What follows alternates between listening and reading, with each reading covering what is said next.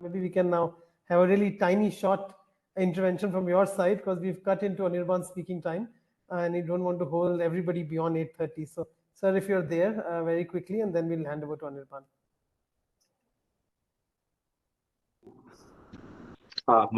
Good evening once again. I'm extremely happy to have Sri Anirban Ghosh amongst us.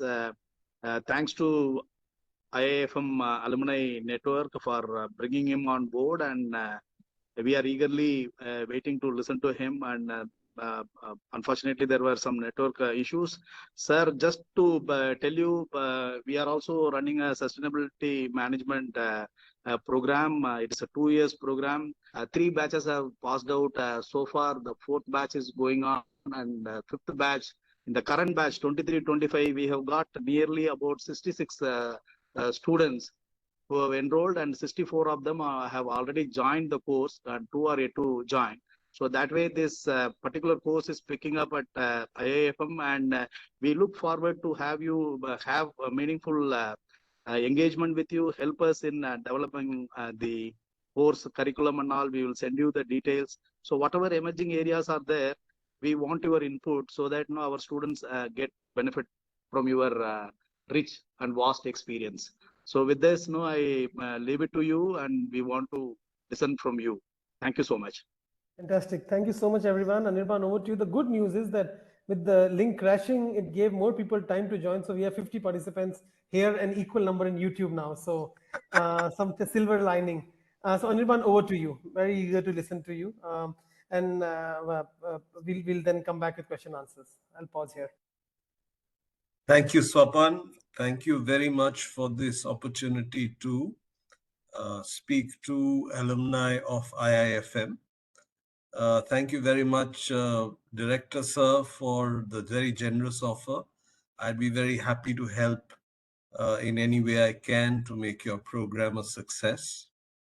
Swapan, I will come to your cribs before starting on the main conversation, because I think those are very important questions that you're raising. These are questions that I have had to think about even as I transitioned from the business to the Mahindra University. And I'm not surprised that you're grappling with those questions as well. So I will address them. That said, delighted to be here. I've had the opportunity to visit your campus on a couple of occasions when the IBBI meetings were hosted there. Have very high regard for the institution and all that it does. It is, after all, one of a kind. I had a colleague in IMA who was a graduate of IIFM, who actually went on to do a lot of work for the Mahindra Group. So in some way, Sandeep, your students have contributed to strategy and other aspects of work in the Mahindra Group, even if not employed by them. So let me look at the 3 things you raised. One is who hires environmental managers? Second is greenwashing. And third is this American business of saying that ESG is hogwash. Well, like water, people tend to find the right place for themselves. In fact, as you were introducing, I could see that Sandeep, your graduates have gone to all the right places that they should go to, because they will have far greater impact on climate action from those places than they will in an organization like Mahindra or any other company. And why do I say that? See, when I was the Chief Sustainability Officer and I was looking for people, what we really needed was, say, an operations man with some understanding of sustainability, a finance man with some understanding of sustainability. Because the core job of operations and the core job of finance still had to be done. If there was a person who was a sustainability professional, there was a role, but that role would be in the sustainability team. Very unlikely that the person would have a very long career in that team without a second or a third area of strength. So I remember when IIM Lucknow was setting up their MBA in sustainability course, I did take interns by the dozen. But when the turn came to employ the graduates, I saw that their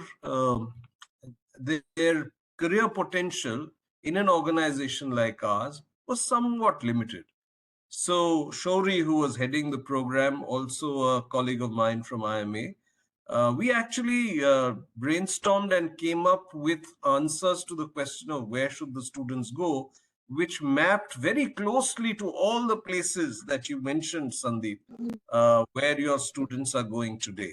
So in a sense, I'm delighted that you are placing your students in just the right places.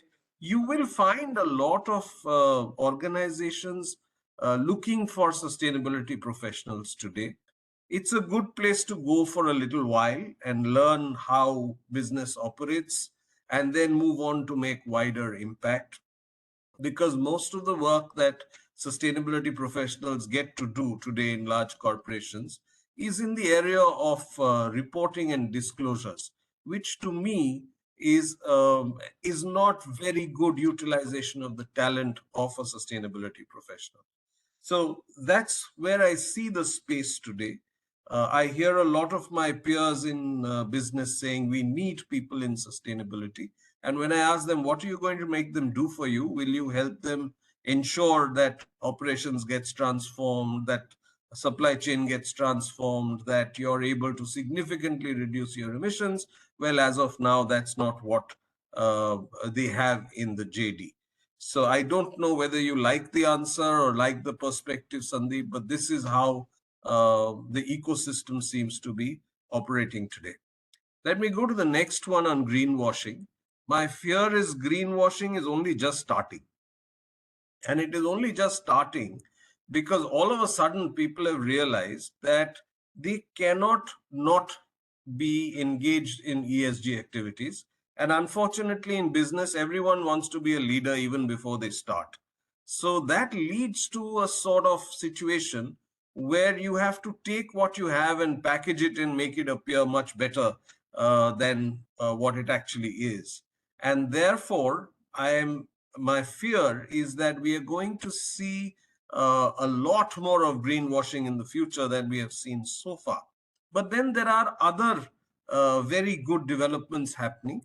There are these two organizations, ICVCM and VCMI, both of whom are working to build integrity around sustainability claims, integrity around offsets, integrity around what could be called genuine claims, and so on. So I'm sure there'll be a body of work that will try and reduce the possibility of greenwashing in the ecosystem.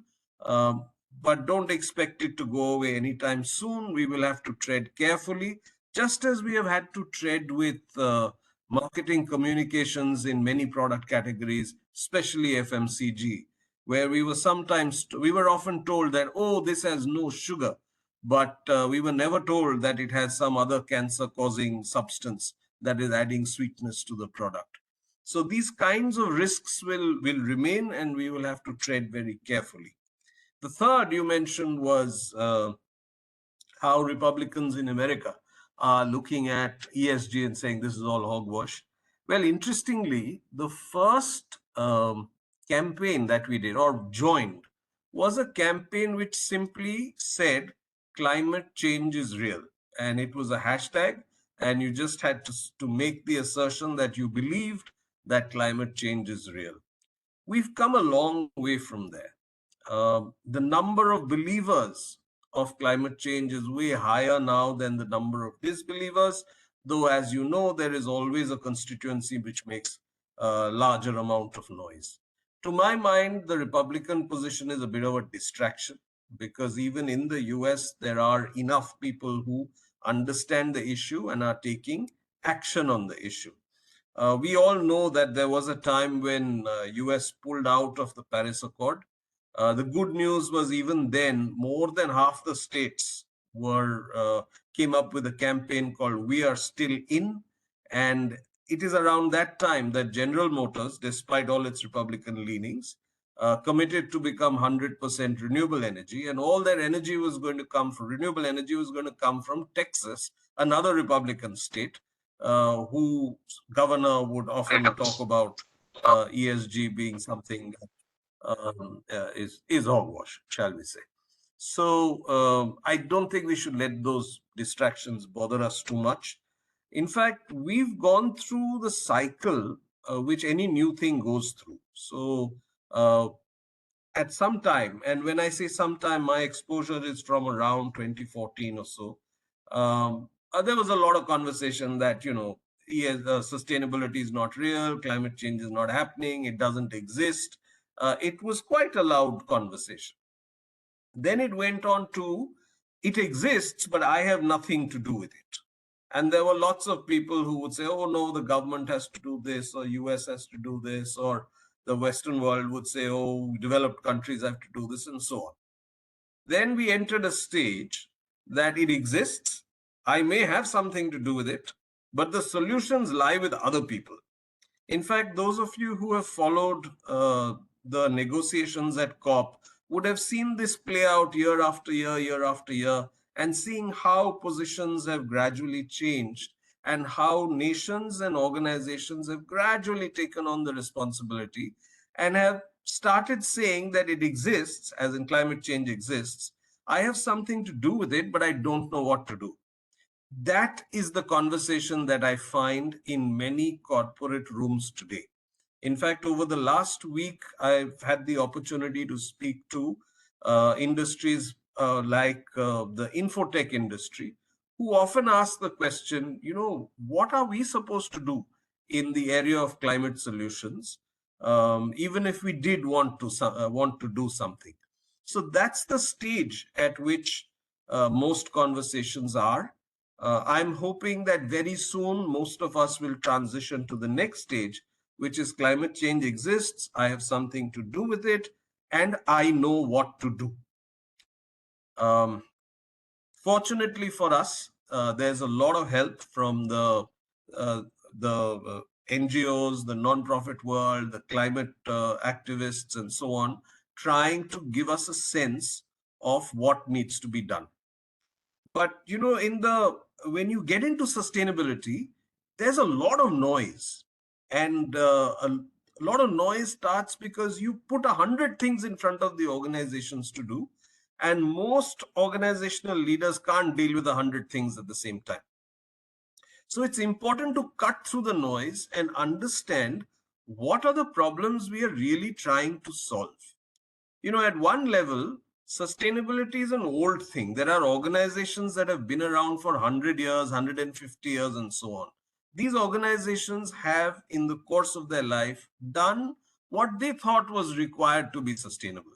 But if you want to be sustainable for the next 100 years, obviously you have to do some other things. And what these other things are, it's important to understand in a simplified way and not look at a list of 100 things to do. What I'm going to share with you is from our Mahindra experience. What we found is that we are broadly solving for 3 or 4 problems. In the environment space, we are solving for egregious pollution, and we are solving for material scarcity. These are the 2 major problems that are driving everything else. In fact, the end result of most of the things we have done, and by saying things, I mean technologies we've adopted, ways we have developed society, has ultimately, through many intermediate variables, ended up in causing a disbalance in biodiversity in the world. And this is why IIFM plays a very critical role, because I find most of the graduates of IIFM understand this biodiversity disbalance more than anybody else. But that's what happens as the end result. And it gets there because of the paths we have taken to development. And these paths have led to egregious pollution and have from time to time led to various forms of material scarcity. Today, we are worried that we'll run out of lithium and cobalt and nickel and so on. When I was in college, we were worried we would run out of petroleum, but this just continues because of our development path. So egregious pollution, material scarcity in the environment space are two problems we are trying to solve. In the social space, it's the age-old problem of equity, equality, and harassment. That has every issue that we discuss lies in the solution to this problem space. And in the governance space, it's about transparency and stakeholder capitalism. Again, not a new concept. We have grown up seeing that, okay, we have to go beyond the shareholder. There are other stakeholders in the ecosystem. Very often the CSR conversation leads to that. But whatever it may be, these are the core problems we are trying to solve through the work on sustainability. The main problem, to my mind, is the environmental problem, which is why all this has become such a big thing. Because issues of equality, equity, harassment, issues of stakeholder capitalism, transparency are things that have been there forever in industry and nothing new in these subjects.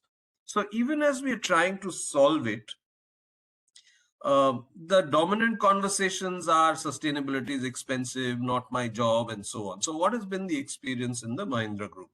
First, we found that climate action is the biggest growth opportunity of this century. Not only is it a growth opportunity, for many industries, it's actually it's going to influence survival.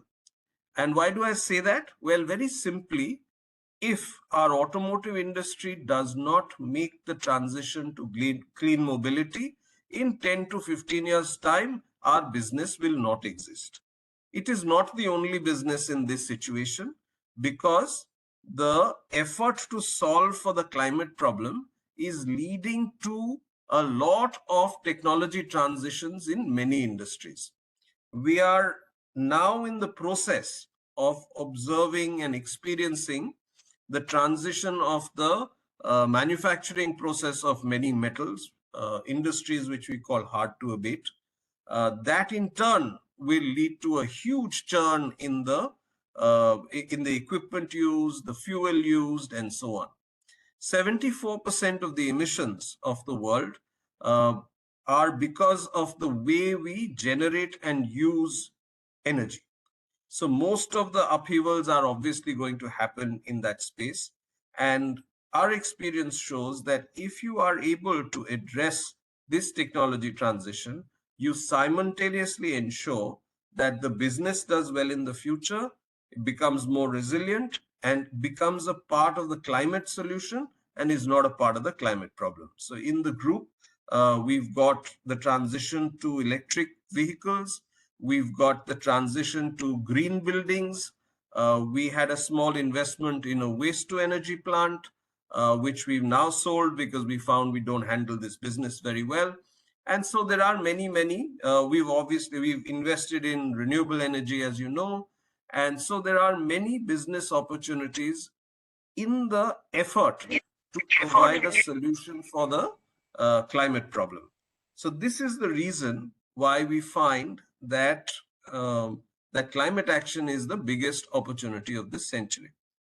Now, a common question raised is sustainability is expensive. That if you try to take climate action, you have to spend a lot of money and there are no returns, and it is not economically feasible, and so on. Well, this is only partially true. In the transition towards a cleaner planet, there are a lot of solutions that are necessary, some of which are economically feasible and some of which are not. So just to keep things simple, today, energy efficiency, extremely economically feasible. Clean hydrogen, not yet economically feasible. However, we know that it will follow the same path that solar energy has taken, that batteries are taking, that electric vehicles are taking, and over a period of time become economically feasible to implement at scale. So this is true of any industry even before the conversation on climate started. So if once you have that perspective, the question then becomes, what is it that we can do now? And thankfully, there are a lot of things that we can do now. I just want to leave one number with you, that investment of about 245 crores over a 5-year period in Mahindra businesses in areas which would lead to decarbonization has resulted in a savings annuity of 145 crores per year. As you can see, the returns on the investments made over 5 years is very, very high indeed. And it is very rare for the overall business to give you returns like this. So the path we took was every rupee that we could spare, which could go into decarbonization, which could go into things that facilitated climate action, we would invest in that area. And as the results show, that the returns were very, very good indeed. So the question was always, how much more can we possibly do? So two discoveries: one, biggest growth opportunity of the century; second, it actually reduces cost; third, climate action reduces a lot of risk. It reduces today the three risks that it reduces. One is the risk of being non-compliant, second, reputational risk, and third, license to operate. Revenue risk, etc., limited impact today, but over time, depending on the industry you're in, there will be issues related to revenue risk. If you are in the supply chain of a large organization, and if you don't have a very strong climate action portfolio, then the likelihood of increasing share of business is low. The likelihood of losing share of business very high. So in the supply chain, the risk of revenue is probably higher than in, say, in a B2C business, where the risk of revenue is somewhat lower today, unless you're in a situation like we are, which is the transition to electric vehicles must happen before revenue just completely disappears.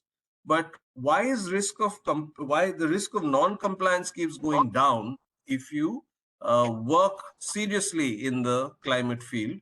Because every time a new regulation comes, you're usually ahead of the pack, and your ability to respond to that new requirement in compliance, such as BRSR today, you've already built it up over time.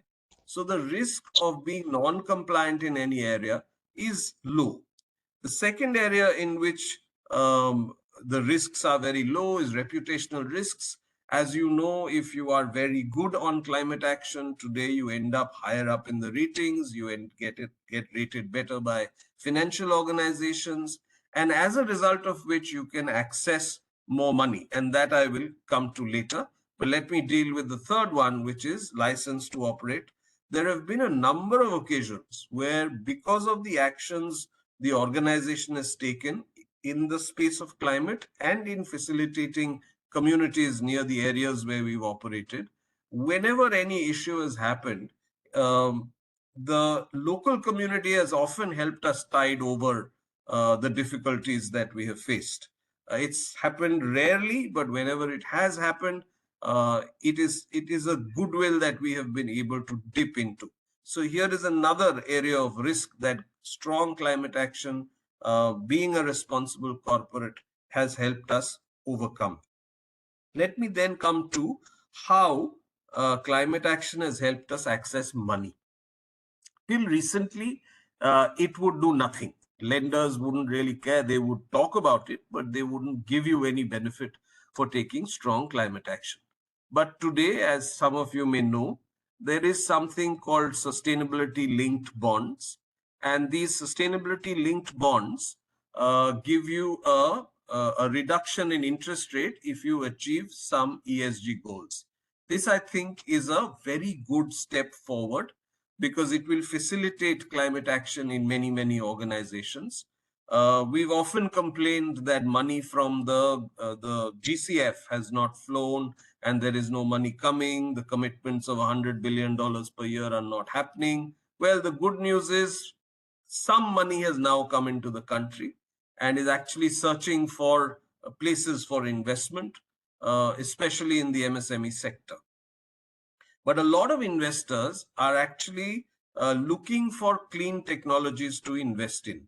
We have often got investments from IFC, and IFC has its portfolio of investments. A few years ago, 33% of their investments were in climate technologies or businesses that were uh, contributing positively in the area of climate action. That percentage has likely grown.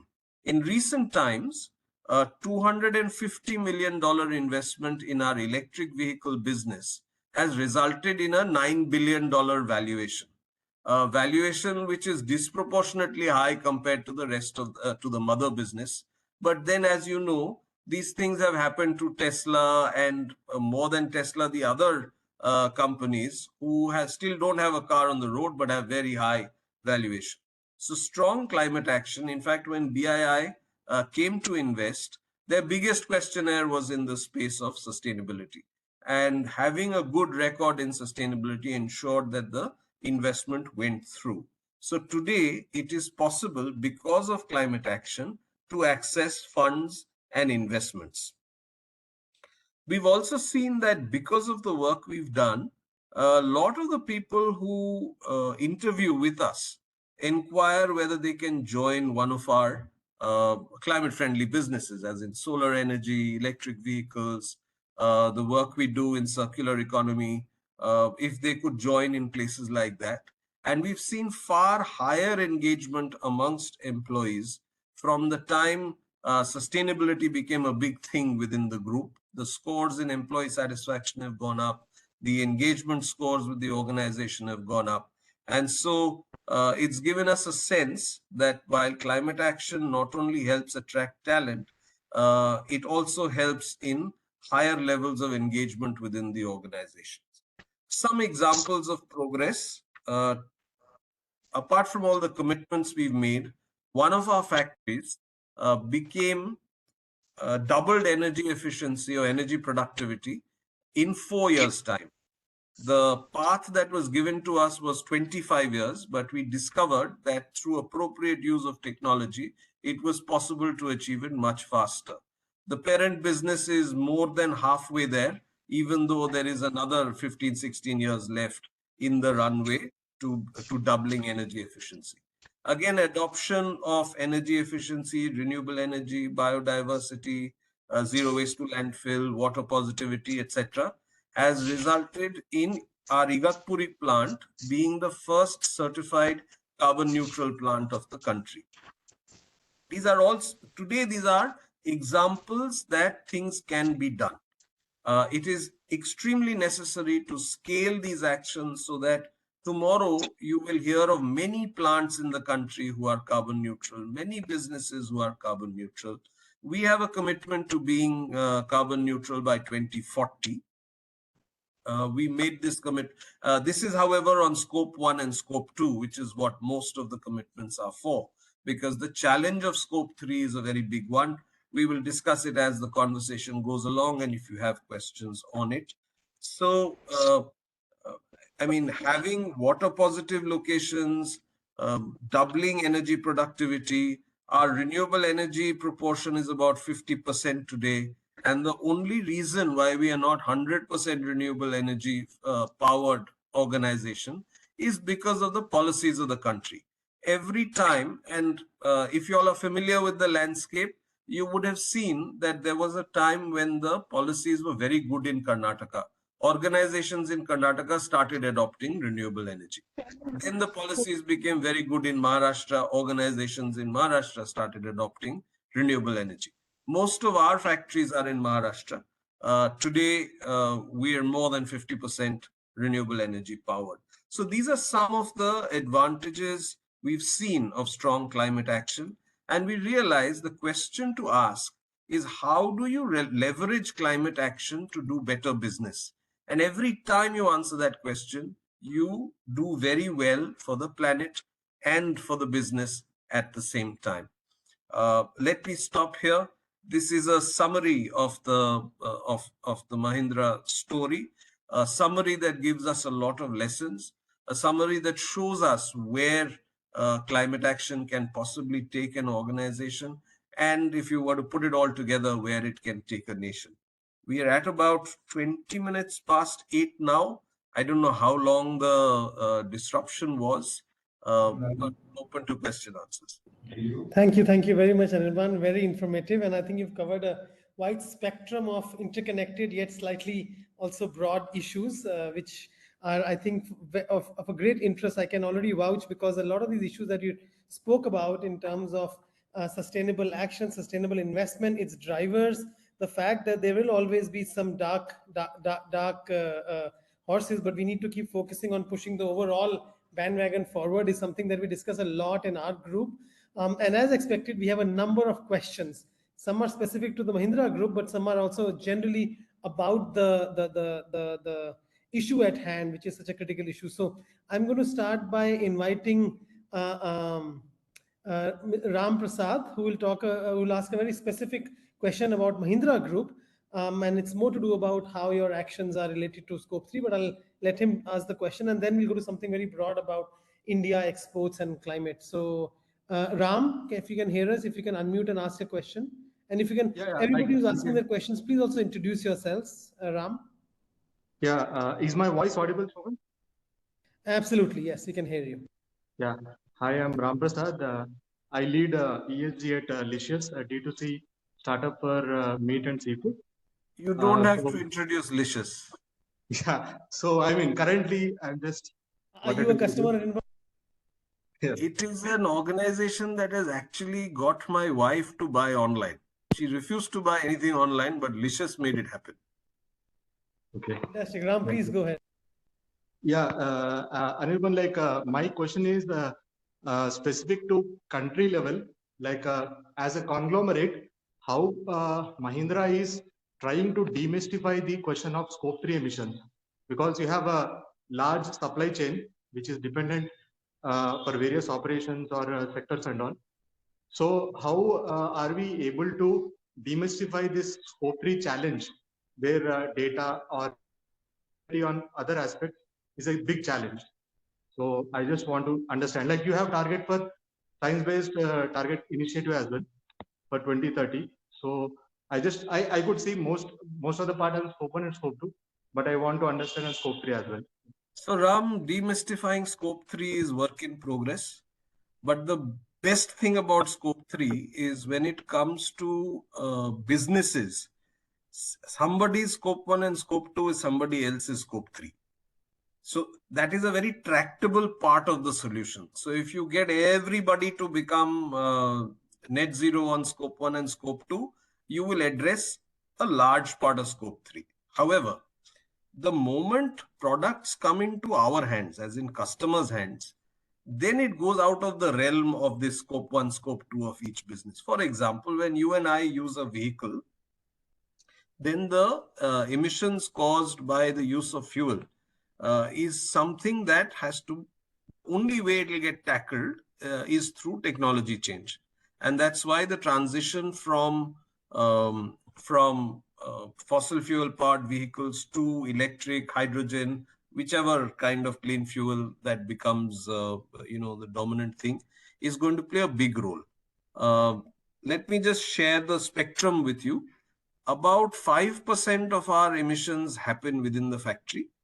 A little more than 5 happens before the factory, that supply chain, which leaves about 90%, which happens after the products go into the consumer's hands.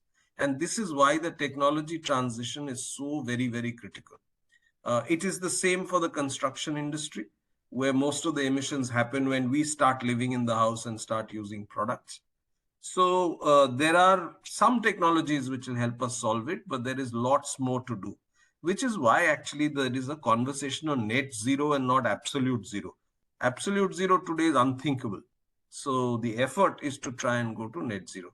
I hope you're in a better place, Ram, in demystifying Scope 3 as a result of this intervention. I know this is not the complete answer, and we could possibly have an entire discussion on Scope 3 itself. Thank you, Anirban. I'm going to quickly ask Sandeep to ask his question because he has to urgently leave for another call. Sandeep, sir, your question? Yeah, my I had posted my question earlier during your presentation, but hearing you, I take the liberty of changing my question. In the sense that countries like Germany have come up with this supply chain law. Now, as of now, companies which employ more than 5,000 people have to now certify the supply chains sustainable. Now, and then that is scope one, more than scope 1 and 2. It's actually scope 3. So if they are sourcing from India, even if they're sourcing, let's say, garments, they have to really dive deep and find out if the supply chain is sustainable. Now, how does the Indian industry deal with these challenges? As our exports are growing and these barriers will come, how do you address them? Because companies like Mahindra, maybe you can do backward integration and maybe produce some of the stuff on your own and be sure of it. But when MSMEs are involved and they may be exempt from many of these environmental and other compulsions. How do you address this issue is what was bothering me. So If I Sandeep, may, you there go. is one more question related to trade barriers. Maybe you can address both together. So Mitra, do you want to just unmute and ask a question? Yes, thank you, sir. So my question was ki the European Union is currently is going to levy carbon border adjustment tax on India and rest of the world as well, many countries. So, but India is seeking out exclusion for MSMEs, like Sandeep sir told. So, exclusion for MSMEs, it's India is seeking out from the CBAM tax. And so what are your views on this, considering the major value chain emissions in scope 3 are from MSMEs and corporates have little control over them? So is excluding MSMEs would help in the long run, or what are your views, sir? This whole conversation there's actually a lot of noise in this conversation. First, just take a step back and again ask the question, what is it that we're trying to do? We're trying to get to a space where we are a net zero world or a net zero business. And that includes enabling the supply chain to become net zero. There will be a transition path. Just like Germany has introduced legislation as mentioned by Sandeep, India in its BRSR, in its new BRSR, wants organizations to mention what is the emissions that are happening in its supply chain. It's a first step to get to where Germany is today. But the reason why all this is happening is to enable the whole ecosystem to move to net zero. Now, as this is happening, there are trade issues developing. Will it result in some sort of disruption? It will, for sure. Luckily for India, the impact is expected to be low. Just as you know that we are asking for exemptions from MSMEs, you will possibly know I think 1.6 billion or some small number is the exports from India which are likely to get impacted by CBAM. But there will be a lot of conversation on this. When Europe is importing anything from anywhere in the world, the likelihood of the competition getting affected by CBAM, that the competition is not so much with the European companies, it is more with companies from the rest of the world, because anyway Europe was importing those products and materials. Will there be transition impacts? There will be. But there is a lot of noise in this space. I don't think we should think too much about it, because our focus should be on decarbonization. The rest of it, we should let the trade people handle. This exemption for MSMEs, I don't know. It's a trade conversation. It is not a climate conversation. It is something we may want in the short run. I don't know how it will help the cause, but as long as if we get the exemption, very good. If we don't get the exemption, if it drives us towards faster decarbonization, if it helps us achieve our renewable energy goals, very good.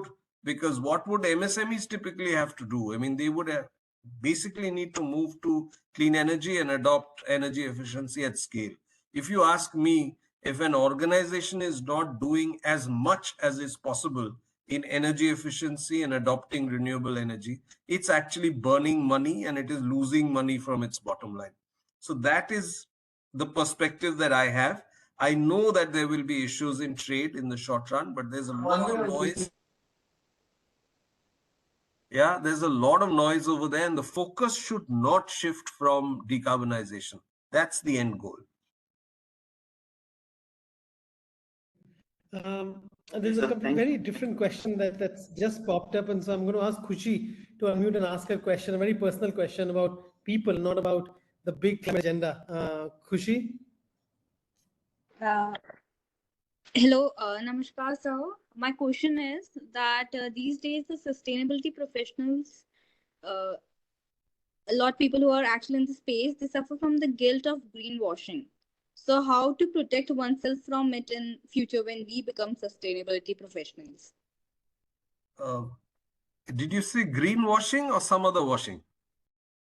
The greenwashing. Greenwashing.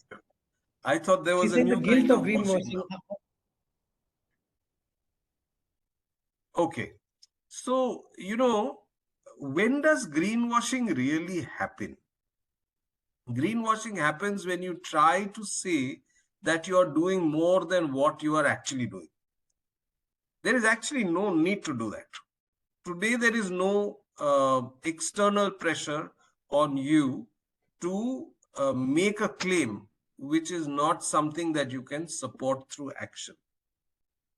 Typically, these claims get made because you want to make yourself look better than you are, or you want to comply with some legislation using words which are not necessarily supported by action.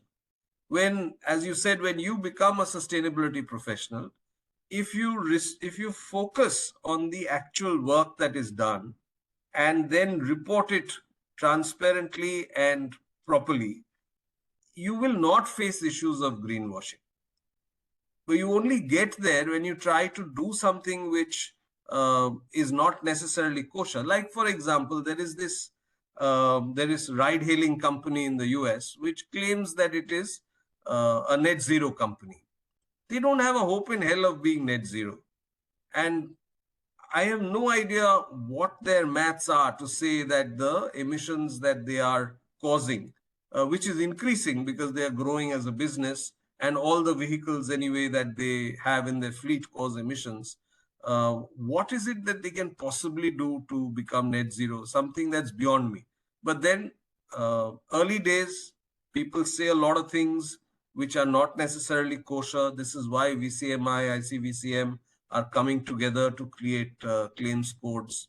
But the rule of not greenwashing is the same as it has always been, Khushi. Don't say things that you're not doing. That's all. We're almost out of time. I'm going to ask Parsuram to ask his question. She talks about definitional issues and how to navigate them as a young professional. Parsuram, if you can introduce yourself and ask a question. Thanks, Vapan. Hi, sir. This is Parsuram. I work with Maruti Suzuki in corporate planning vertical. And my question is little fundamental. So I want to understand the ontological differences or relationship between ESG, sustainability, and CSR. So the reason why I'm asking this question is within my organization also, previously it was CSR and sustainability. It was one department. Now it's two departments. So we are setting up a ESG, and who will work under ESG? So there is something called corporate planning department. So there are, because of lack of clarity, or I would say that lack of at least some distinction between these three things. So only that's the reason I asked this question. So over to you, sir. Thank you. So Parsuram, firstly, I am happy that Maruti is slowly joining the climate conversation. I am also looking forward to seeing big announcements in the move to clean mobility. But I'm sure the organization will get there. Let me deal with your question now. Okay, first, CSR is just one source of funds. It's a source of funds that has been created through legislation and there are some fixed areas where this money can be used. That's all there is to CSR. Sustainability, when you look at it from an organization's perspective, is everything that a company needs to do to continue to exist in the long run. In fact, if you break everything down, through all disclosures and all reports, companies try to tell their stakeholders two things. One, that we will make money in the short run, and two, that we will continue to exist in the long run. That's all that companies have tried to tell them. All the stories, all the numbers, all the analysis, they answer these questions partly or fully. In future, companies will also have to say that we will make money in the short run and continue to exist in the long run and not affect the planet or the society in a negative manner. So this is what sustainability is all about. And if you take these actions well, you will be a resilient organization. E, S, and G are three subsets of this sustainability conversation.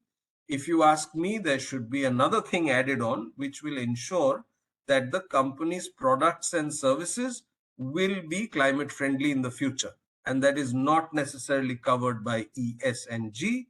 And therefore, to my mind, E, S, and G are subsets, but the union of E, S, and G does not reflect corporate sustainability completely till you add on that bit of ensuring clean products and services of the future. So that is how, in my mind, I differentiate CSR and I differentiate sustainability, and I see ESG as a subset of sustainability. I hope that helps you, Parsu. Thank you, sir. You're welcome. And these structural changes do happen. I mean, I've seen it happening within our own organization as well. If you look at it from a task perspective, CSR, okay, the areas in which you can invest in are defined by Companies Act. You stay with that. That's where your areas of action are. There are some overlaps. For example, you can plant trees. That is an overlap. And there are some things you can do in CSR which have strong climate impact. So to that extent, there is an overlap. But remember, CSR is a source of money. That's all. When it comes to ESG, the primary task is decarbonization in the environment space. Then, of course, there is treating your people well, treating communities well, and ensuring transparency and etc., which typically is the job of the secretarial team, if there is one. Fantastic. For the last question, I actually have a batchmate of mine from IIFM who I met today after 15 years, who's just happened to come to meet me and he's sitting across the table. So I'm going to give him the prerogative of the last question since I happen to be moderating. So Priyank, why don't you ask your question? Hi. So my basic question, Anirban, here was basically around when we talk about a company becoming a carbon zero, for example, Mahindra saying that it's going to become a net zero company. How do you prioritize, or what percentage of that goal achievement are you going to do by offsetting carbons through technological advancements in the processes, and how much of it you are looking for offsetting through the external investments? And how does a company really take that decision of how much they're going to invest into either of the sectors? How do you prioritize that? Okay. So the business lens is this, whenever you offset, it is a cost to the business. So if we chose to offset all our emissions, it would be a huge cost to us. So the first priority is decarbonize, decarbonize, decarbonize. So you have much lesser to offset. So the same thing holds for renewable energy. And I'm doing an analogy. Say today, if I wanted to power the entire business using renewable energy, maybe I would need 1,000 megawatts of it over time. But if through energy efficiency, we were able to reduce our energy consumption by 30-40%, then we would need only 600-700 megawatts of renewable energy to buy or set up capacity or so on.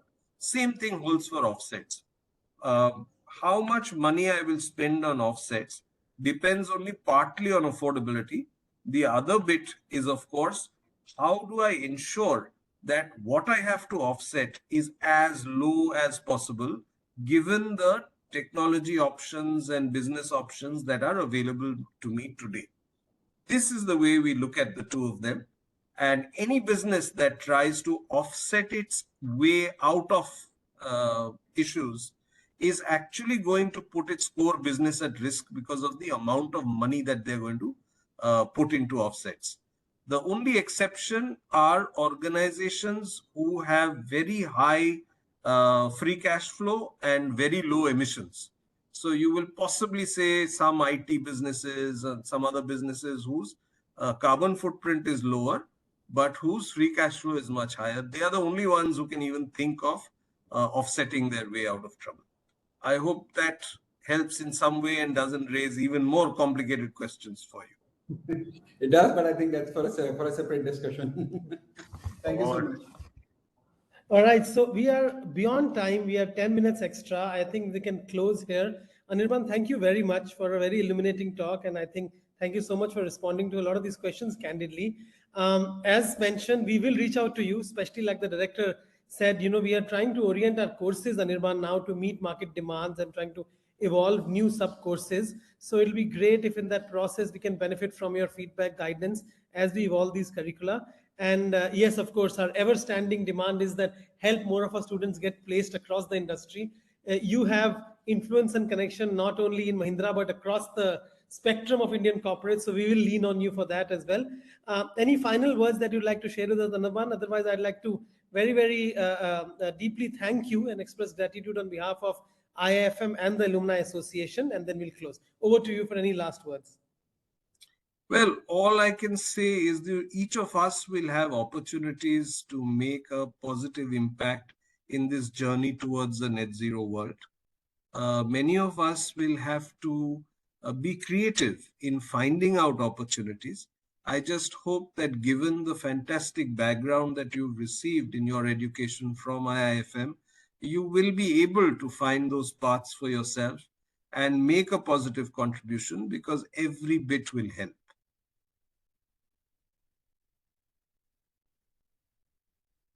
And Swapan, is it okay to give a plug for your organization? Sure, absolutely. So one of the reasons why I feel privileged to be here in the conversation is you actually have an alumnus like Swapan, who's an absolute expert on the subject, has made huge contributions already, has helped one of our organizations in their biodiversity work. And there are very few questions which he doesn't have an answer to. In fact, today in the entire carbon market space, whenever anyone asks for an expert from India, I make it a point to refer Swapan. I hope, Swapan, you get some great opportunities to make an impact in the world. Thank you very much, Anirban. That's Anirban actually does that, and because of him, I represent India on various fora, and I'm very thankful for that. And thank you very much for those kind words. I think with that, we'll conclude. I also just wanted to mention that our next Friends of IIFM is actually going to be in person in IIFM in end of July, and our very own alumni, V. Varalakshmi, is going to talk about supporting inclusive growth in the poly-crisis environment. That's the subject. We'll be in touch with the exact date and timing. And Anirban, you're also welcome to join us. The director was very, very keen to host you. And if you do ever get a chance, I'll be in touch around that time. It'll be great for you also to be there in person. Thank you again very much. Thank you everybody for joining us in today's lecture. It has been most insightful, and we'll all be in touch. Thank you. Good night. Bye-bye. Thank you. Bye-bye.